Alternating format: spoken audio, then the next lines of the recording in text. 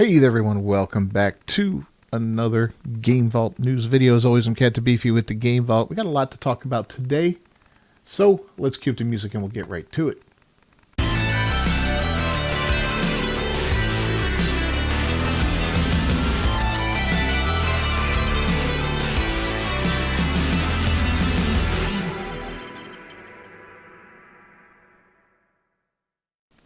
Alright, first and foremost on the list, let's talk about Ubisoft and their continuing struggles here. Now, it looks like Ubisoft has closed their Leamington studio. Yeah, a small number of staff in Leamington Spa have remained there remotely, it looks like. So this is a story from, was it Game Industry Biz? Ubisoft Leamington has closed its doors following January's news that the UK-based studio was caught in the publisher's latest round of layoffs. The news was shared on their LinkedIn page, and they're beyond grateful to their talented team and all that other nonsense, yada, yada, yada. About 100 jobs were lost across the Ubisoft Leamington and Ubisoft Reflections in Newcastle. So their reason for that is to prioritize projects and reduce costs that ensure long-term stability. Ubisoft's in trouble. We're going to be seeing a lot more layoffs across this studio through the coming months, and probably as things get restructured, as we continue to see what happens between Ubisoft and Tencent with this whole new deal that's going on, as they've created this new company that's going to be in charge of Assassin's Creed, Far Cry, and Tom Clancy's Rainbow Siege 6 or whatever it's called. So, yeah, Ubisoft's going to continue to struggle. Meanwhile, investors are not happy and are demanding that Ubisoft renegotiates with Tencent for their subsidiary deal, and they're initiating legal proceedings regarding that. A minority shareholder and a growing coalition of shareholders have issued an open letter to Ubisoft to initiate legal proceedings. An open letter to Ubisoft, which was sent to Insider Gaming, that's where this story comes from. I'll link to both of these stories down below. Demands that Ubisoft hold an extraordinary general meeting at EGM to give shareholders the right to vote on the recent subsidiary deal. For those not in the know, an EGM is a special kind of meeting that's held outside of the general annual meeting to discuss significant issues that cannot wait. The letter, which was sent by the minority shareholder, AJ Investments, demands that shareholders can vote on two separate resolutions when it comes to the Tencent deal. Resolution 1 is to renegotiate the Tencent deal and have it restructured into a direct asset sale for no less than $4 billion, which is roughly the valuation already accepted by both Tencent and Ubisoft's board. AJ Investments says that at the moment, shareholders have no clarity how the deal that was announced last week will eventually benefit shareholders of Ubisoft. Resolution 2 would be to vote on a distribution of extraordinary dividend. It said that following the sale, if shareholders vote for it, Ubisoft shall return $23 per share in cash to shareholders, totaling $3 billion, while preserving. The reason for such extreme measurements is because shareholders are not sure whether or not they'll get a significant benefit from the transaction.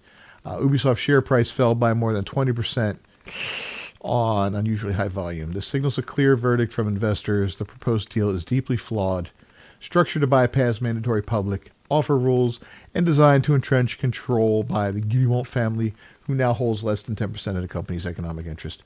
Yeah, this deal overall is not good. Now, let's take a quick look at Ubisoft over the last 5 years. It's bad. You know, they peaked out in 2021 at about, $85 per share, right? Or 85 euros, whatever this is here. And they're currently sitting at less than 10. You know, they've just plummeted. And they've bottomed out, and it's just been going down, down, down steadily. They've had their ups and downs through the last 5 years, but it's been on a steady decline since 2021. Things are only getting worse. And this is, you know, we can attribute this all around the pandemic time, which is kind of funny. They peaked during the pandemic, which, of course, I think that was around the time that Valhalla came out. And a lot of gaming companies did well during the pandemic because everybody was locked up at home. And they had nothing better to do, right? They all got their, you know, at least here in the U.S., we got our subsidiary checks from the government, you know, your $1,400 and all that. People bought TVs, people bought consoles, computers and all that, and they stayed home, played video games, got fat. You know, and basically that's what everybody did. So video games, you know, these companies got bloated and you know, and they did well during that time. And now they're suffering the consequences of that bloat. They're finding that themselves overstaffed, and they're having to cut back. That's part of the problem. Another part of the problem is a lot of them have embraced these weird ideologies, these weird activist ideologies, where they're pushing agendas instead of good video games and all that. And the pushback from gamers has increased exponentially throughout the years. And Ubisoft is a big proponent of these kind of ideologies, and they're suffering greatly because of it. And as we can see by looking at their stock, they're not doing so well. Game after game from them flops or underperforms at the best. And Assassin's Creed Shadows is the latest underperformer. It never topped more than, I think, 70,000 concurrent players on Steam, which is not a good number. They're claiming 3 million players, which sounds like a big number, but I don't know where those players are. They might be Ubisoft Connect players or whatever. They're monthly service guys. I don't see how they have that many people playing it, but whatever. That's a weird number. I think sales is a better number than players. I mean, great, people are playing your game. That's fun. That's wonderful and all that. But if people aren't buying the game, who cares, right? If I buy one copy of the game and 5 people play it, you're not benefiting that much. But if 5 people buy a copy of the game, well, that's much, much better. So, yeah, Ubisoft suffering. We're not going to see much good out of these guys in the near future. But anyway, let's move on and talk about another big company that had some big announcement that's this week, and that's Nintendo, as they held their Nintendo Direct and announced the Switch 2's release date, which is, I think, June 5th. And they announced the price, and I talked about the speculation a month or so ago, where I was speculating around $449, $500 per unit, and that's exactly where it's coming out. $449 for a base model Switch 2. $500 if you get it with Mario Kart World, the first game. And it looks like Mario Kart is going to be sold, or video games are going to be sold from the Switch at $80 a pop if you buy them digitally, and $90 if you buy a physical copy of it. So finally, somebody is charging less for a digital copy of a game and more for a physical copy of a game. But it doesn't look like that with Nintendo. It looks like they're actually just charging a lot for a digital copy, and they're just charging more for a physical copy as opposed to charging less for a digital copy. I don't know. It just feels like this is going to be bad for the industry overall. A lot of people, when I speculated on the price in that video, they said, oh my God, that's a hard pass for me at that price, $500. That's a lot of money. And it is a lot of money for a handheld. Now, granted, this is something that can be plugged into your TV and used as a console and all that. And I understand that Nintendo, there's a lot of love for Nintendo out there, and people that love Nintendo are going to eat this up like candy. I get it. My stepson loves his Switch, and I know he wants this, and he'll do anything for it. And I promised him one if he gets all A's and B's, so I will be forking out this money if he gets all A's and B's. And I hope he gets all A's and B's. I'll gladly pay the $500 if he does that, if he gets all A's and B's in his last quarter. So, that will be $500 I gladly but grudgingly spend on this thing if he gets it. Because good for him, and, ouch, but good for him.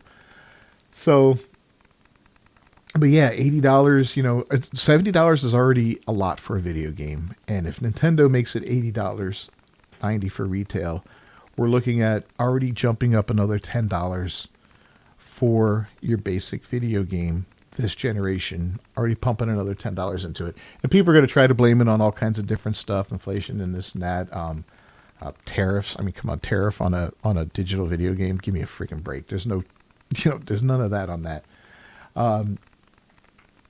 Yeah, it's bad for the industry. A lot of people pushed back on this during the live stream.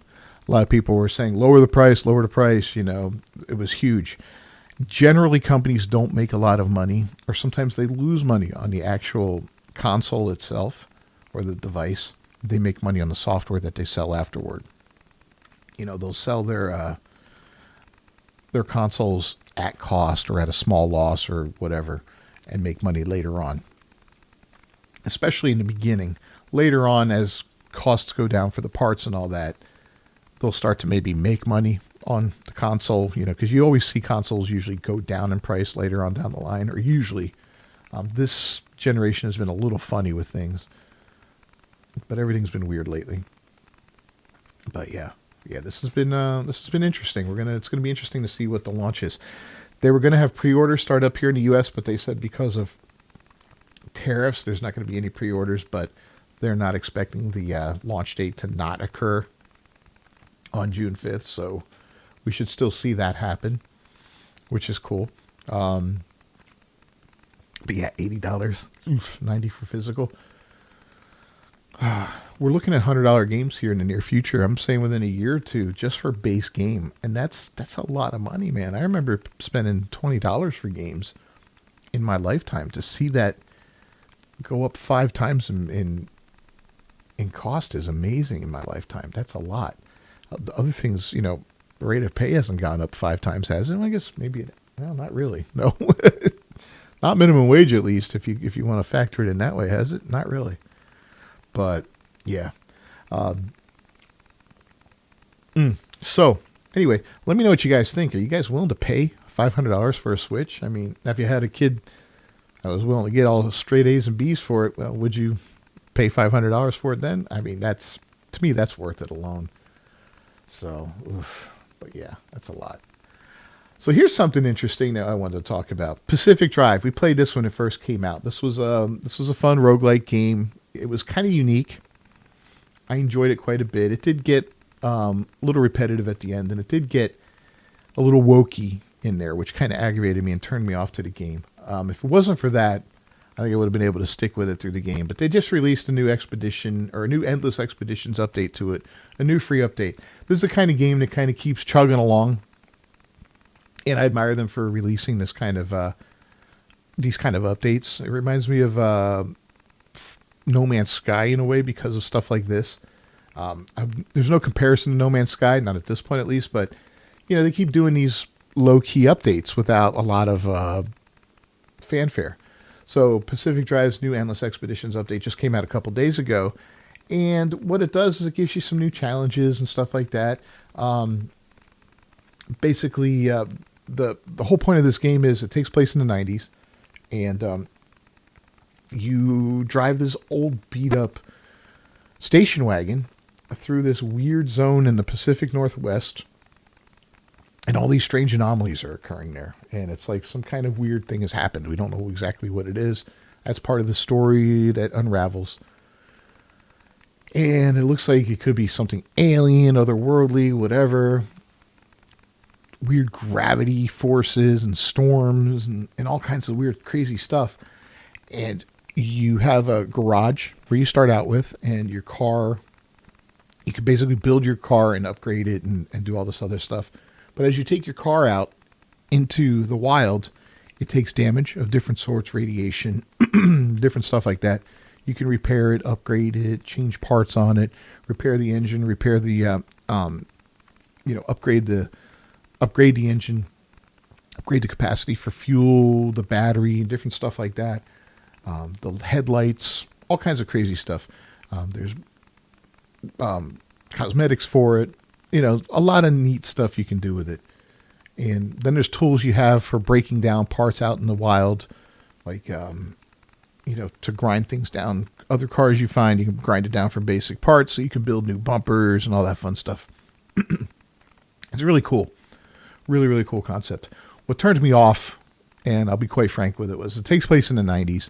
And then there's a whole sticker set you find, and it's a whole bunch of goofy LGBT flags and Black Lives Matter flags. This takes place in the 90s, long before any of this nonsense was there. And it was really immersion breaking. I was like, come on, guys, That's the ideology crap that I hate in games. I really do. It's a simple little thing. You might call me whatever you want for that, but I find stuff like that to be frustrating in video games. It's like, just keep that simple little thing out of it, That's all. It doesn't need to be there. It adds 0 to the game. And in fact, it only takes away from what would have been a stellar game without it. It's just a glaring stupid thing to put in a game. But otherwise, the game's fantastic. So, yeah, they added this new thing to it, this new update. But it gives you more trips now, more different styles of trips you can go out and do. One really nice thing that it added that people complained about in the beginning of the game was once you left your garage and you went out on an expedition, you could not stop the game until you came home. So there was no suspending the game. Like if somebody came to the door or it was dinner time or, you had to use the bathroom or something like that, you couldn't save and exit. You had to wait until you finished that expedition and got back to the garage. Well, now you can save and exit at any time and then come back and resume the game if there's an emergency. There's music during the game, so they added some new songs to it, which is cool. They added a new vendor, I guess, during the game. So when you're out and about in the wild, there's a vendor that you can come across while you're out on an expedition. And you can purchase unique parts, cosmetics, and resources from, I guess. And I'm assuming you can sell to as well. So maybe if you have stuff on you that you don't need, you can actually trade possibly for. I don't know exactly how that works. New cosmetic content, some better tools and updates, I guess. Plasma scrapper, thermal vacuum, and an improved route planner. It says a refreshed UI for better readability, which is really cool. So, this is something that really kind of makes me interested to actually check out the game again. I kind of got soured on it back in the day because of all the nonsense. So this is something I might have to fire this up again and give it another shot just for the hell of it. Just get, I'm aware of that garbage in it now, so maybe just ignore it. I'll be like, all right, well, I know it's in there. I'm just going to have to ignore it. But when I first experienced it, it really slapped me out of the game. I was like, man, why? Why is it there? So anyway. But moving on, last but not least, the bread and butter of my gaming, and that's Ark Survival Ascended. Ark Survival Ascended gave us something new on April 1st. They gave us a new creature. It's called Cat. Yes, it's just basically a house cat. Everybody thought it was a joke at first. It's not. It's a shoulder pet, and it's surprisingly useful. Okay, now a lot of people have an issue with this, and I kind of do, and I kind of don't. I mean, it is what it is. It's a free creature, so unfortunately they're not nickel and diming us for this creature. Some people are saying it's a reused asset from Atlas, others are not. I wasn't familiar with Atlas. I never played it, so I can't tell you one way or another. But the creature is remarkably useful. Okay, it's not too difficult to tame. It's a passive tame. It's quite funny and entertaining on taming it. I did release a video earlier today showing you how to tame it. You just feed it fish, or if you have wyvern milk, you can feed it wyvern milk. It's found on 3 maps. It's found on Astraeus, the island, and the center. And prime fish meat works better than regular fish meat. And just like real life, some cats are just going to hate you from the moment they see you, and other cats are going to be cool. If the cat hates you, it's going to attack you, and you can just jump in the water and it will jump off of you, and you're supposed to be able to feed it when it's in the water. I did not have success with that for some reason. Ms. Beefy did the other day when she was doing it. So it does work, and I've seen other people in videos make it work. For some reason, it didn't work for me. So, it's remarkably useful, though, because it will keep creatures like the Pegamastics away from you. It'll keep creatures like the Ichthyornis away from you and the Microraptor away from you. And, I bred up a whole bunch of them the other day and mutated the hell out of them so that, we killed Branos and stuff. It was quite fun. So that's the new creature. We got an update last week on UE5 and Ragnarok and all that. No further updates on that.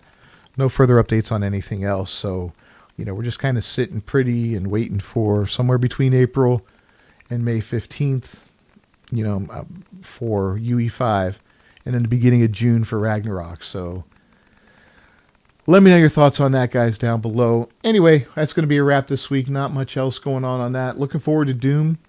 The Dark Ages coming out soon. And also I'm going to check out, I think, Days Gone when it comes out, that updated version. I'm thinking if that sells well, we're going to see a Days Gone 2. That's been a highly requested game for a long time, a highly requested sequel for a long time. And I bet you if that thing sells well, we're gonna hear a buzz for Days Gone 2, and we might see that come out in the future. So mark that down. We'll see what happens. All right, I'm Captain Beefy with the Game Vault. Don't forget to subscribe to the channel, ring that bell for notifications. I'll see you guys next time. Until then, peace.